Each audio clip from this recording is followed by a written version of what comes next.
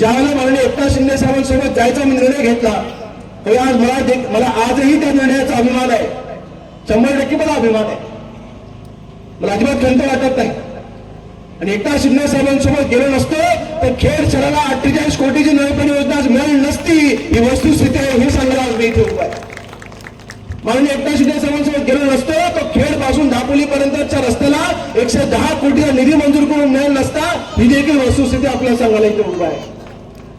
माननीय एकनाथ शिंदे साहेबांसोबत गेलो नसतो तर नाट्यगृहासाठी 11 कोटी रुपयाचा निधी मंजूर झाला नसता. ही देखील वस्तुस्थिती सांगायला आज तुमच्यासमोर उभा आहे. ही कामं झाले तर 3च कामं आहेत.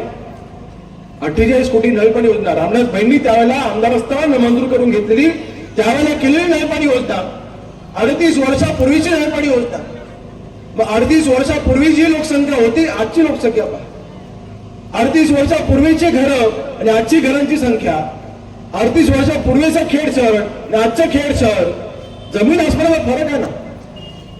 अनेक भागाभागामध्ये आमच्या महिला इथे मोठ्या संख्येने उपस्थित आहेत. महिलांनी सांगावं, आपल्या घरामध्ये 24 तास पाणी येतं का? नाही येत. कारण योजना जुनी आहे.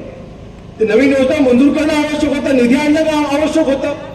2.5 वर्ष उद्धव ठाकरे मुख्यमंत्री असताना देखील मी आमदार होतो. मी त्यावेळेला देखील हे प्रयत्न करत होतो. मग त्याला 2.5 वर्षामध्ये त्याला 1 रुपया मंजूर करून मिळाला नाही. परंतु एकनाथ शिंदे साहेब मुख्यमंत्री झाले. आपण पुन्हा पाठपुरावा केला आणि खेड शहराच्या प्रत्येक घरामध्ये पुढच्या 8 महिन्यामध्ये घरामध्ये नळाला पाणी येईल योजना आपण मंजूर करून घेतली. आता योजनेचं 70% काम पूर्ण झालेलं आहे. पाणी महत्वाचं आहे ना.